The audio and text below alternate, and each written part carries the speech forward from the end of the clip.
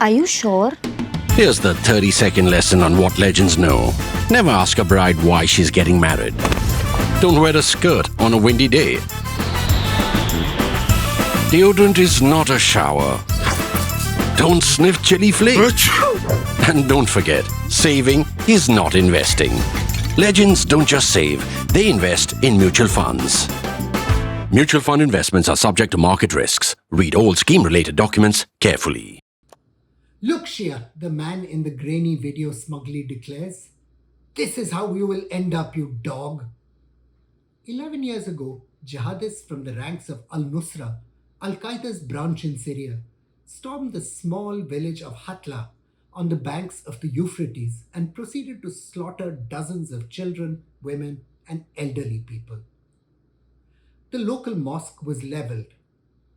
Look at the fighters of the jihad celebrating their entry into the Shia infidels' houses, the narrator of another video documenting the massacre recorded. All the Shia houses have been burned down. 50 people, Alawi, Druze, and Christian, were picked out of workers' barracks in the industrial town of Adra on the basis of their religion, then shot dead or beheaded, their blood running in the snow. 12 nuns were kidnapped from the ancient citadel of Malula as jihadists battle for control of what the British adventurer and spy T.E. Lawrence described as the most wholly admirable castle in the world.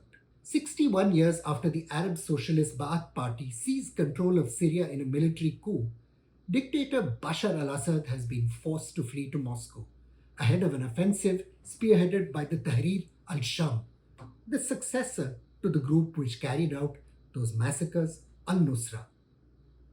The Ba'ath Party ran a savage despotism, not the national resurrection its name proclaimed, but for many, the coming of Tahrir could bring even more darkness. Although some accounts have cast the collapse of the regime as some kind of imperialist Zionist or Western plot, Bashar himself probably knew that the real problem was looking at him in the mirror. For 2 generations, the al-Assad family used cold cash and raw terror to hold together a complex ethnic religious mosaic.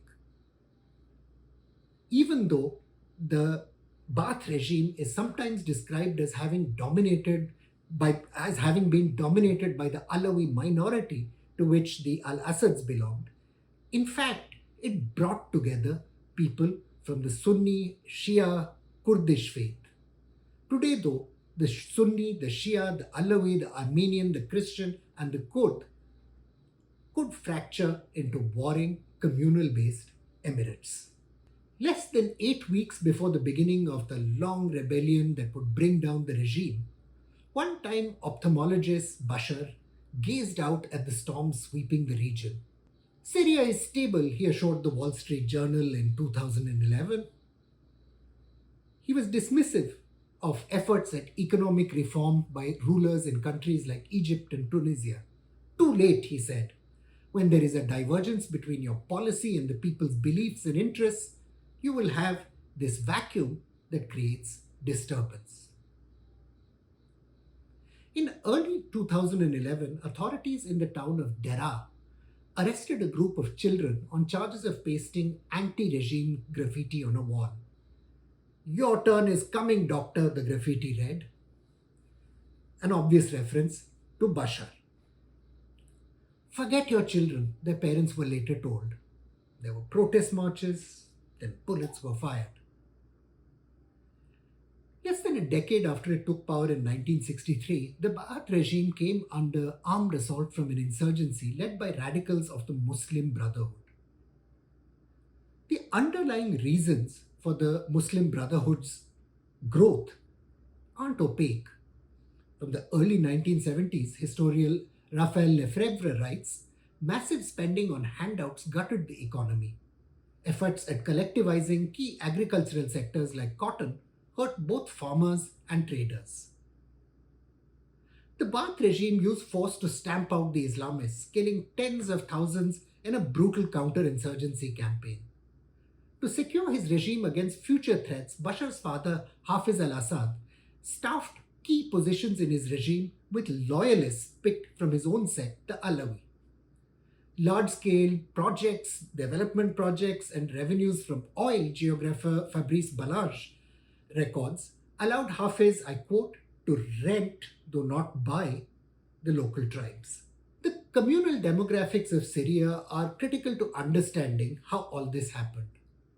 In 2010, the last year for which figures are available, some 65% of the population was Sunni Arab, some 15% Kurdish, mostly Sunni, 10% Alawi, a heterodox sect, 5% Christian, 3% Druze, and 1% Ismaili, and 1% 12 were Shia.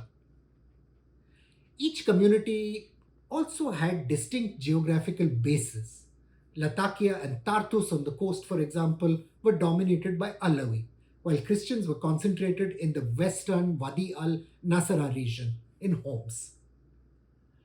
Even in cosmopolitan Damascus, which, like any city in India, has people from all parts of the country, non-elite neighborhoods were often segregated on communal and religious lines, pretty much like India. After succeeding his father in 2000, Bashar tried to create a more durable foundation for the Syrian patronage economy. He cut subsidies and created space for entrepreneurship.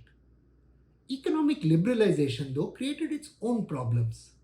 Even as a new elite rose, the incomes of workers and peasants stagnated. A drought that began in 2006 aggravated the crisis. In regions like Daraa and in the suburbs of Aleppo and Damascus, the urban poor were drawn to the Islamist radicalism of Al-Qaeda, just as an earlier generation had been drawn to the Muslim Brotherhood. For a long time, it had seemed that cash could indeed be thicker than ties of blood.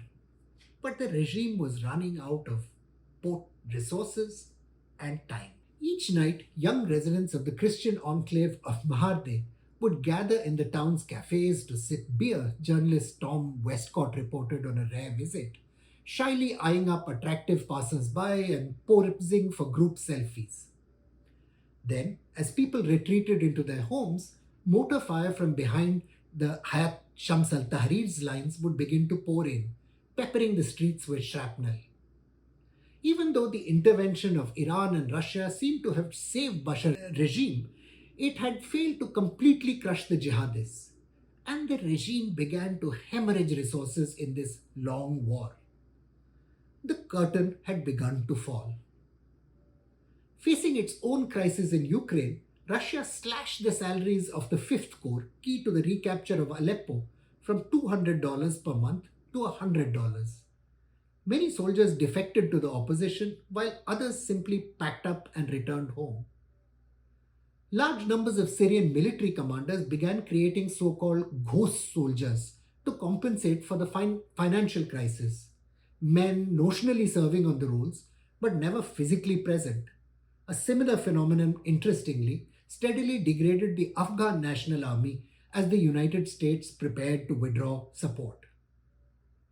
Even though Bashar's regime continued to battle jihadists in northern Syria, attacking the Tahrir's bastion in Idlib in 2020, it became clear in the course of the fighting that the regime lacked the muscle to completely destroy its Turkish-backed adversaries.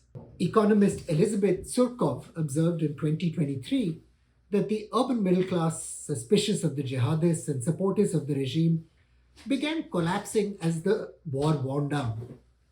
10 years ago, she noted, the majority of Syrians were hardly rich, but a large middle class enjoyed a relatively comfortable level of subsistence. Now, she observed, about 90% of its residents live below the poverty line, and hunger is becoming increasingly prevalent. Even before the withdrawal of support by Syria's foreign allies, the country's currency, the pound, fell from less than 100 to the dollar in 2014 to almost 1,000 in 2016, scholar Aaron Lund has recorded. Living standards plummeted. By early October, the signs of an impending jihadist offensive were evident, with artillery exchanges and airstrikes escalating across the front lines in Idlib. The soldiers and civil servants who held up Bashar's regime had had enough, and they began to dissolve into the darkness. Exactly what comes next, of course, is impossible to predict. Even though Tahrir al-Sham has promised to protect minorities and to crush transnational jihadist groups like the Islamic State, journalist Wasim Nasser notes they far from espouse democratic values or those of a liberal free society. Last year, following a very rare visit to Tahrir held territory, Nasser noted that women are allowed to attend schools and visit marketplaces, a very far from cry from Afghanistan. But its atmosphere is also a very far cry from parts of Syria. The hijab is mandatory. Local churches are protected from attack, but their bells cannot be rung, and Christian owned lands seized while Al Nusra or Al Qaeda controlled the territory have still not been returned. And each step they take towards treating minorities better is very costly for them in terms of creating internal criticism, Nasser observed, an interesting insight into the presence of hardliners in Tahrir al-Sham's ranks. Local Sunni tribes could also find themselves in confrontation with jihadists if Tahrir leaders encroach on their privileges, as Al Nusra and the Islamic State did in the past. The Shaitat tribe, for example, turned on the Islamic State in 2014 after a dispute over land led to the killing of hundreds of its members. The impact of the regime's collapse will be felt far beyond the region too. Turkey backed the Tahrir, hoping its rule would allow the 3.6 million refugees the country now hosts to return home. Turkish and Russian diplomats had long been trying to get Bashar to accept a political deal that would have created some kind of autonomous enclave for the refugees to return to, but without success. The collapse of a unitary Syrian state, though, could unleash new conflicts which could profoundly destabilize Turkey. There's a big line of people on the Turkish Syrian border waiting to come home, but an equally long line of people fleeing ahead of what they fear could be more violence. The US, for its part, tolerated the Tahrir's rule over Idlib, ending its targeting of the group's leadership in exchange for counter-terrorism cooperation against Al Qaeda and the Islamic State. There's no telling, though, if foreign jihadists inside the Tahrir will see the creation of their new emirate as a safe haven for reviving their activities and launching fresh attacks. Meanwhile, Israel has been watching with anxiety. Even though the country regularly clashed with Iranian forces in Syria, the Ba'ath regime had crushed Palestinian insurgents and restrained terror attacks across the border. Today, Tahrir al-Sham is a good thing for Israel because it will evict Iran from the region. But then, Tahrir al-Sham has also been sympathetic, and publicly so, to Hamas. 11 years ago, Al-Qaeda jihadists pulled up in front of a statue of a turbaned man with glowering eyes and knotted eyebrows and a big beard standing outside the museum at Marat al-Numan. They sprayed the statue with bullets before knocking off its bronze head. The man it commemorated was a 10th century atheist poet and philosopher, Abul Ala Marri. Marri had written, and I quote from his poem, "The inhabitants of the earth are two sorts, those without brains but no religion, and those without religion but no brain." Likely, many Syrians will be wondering if their poet-philosopher was right. I'm Praveen Swami, and I'm a contributing editor to ThePrint. Thank you for watching this episode of Security Code.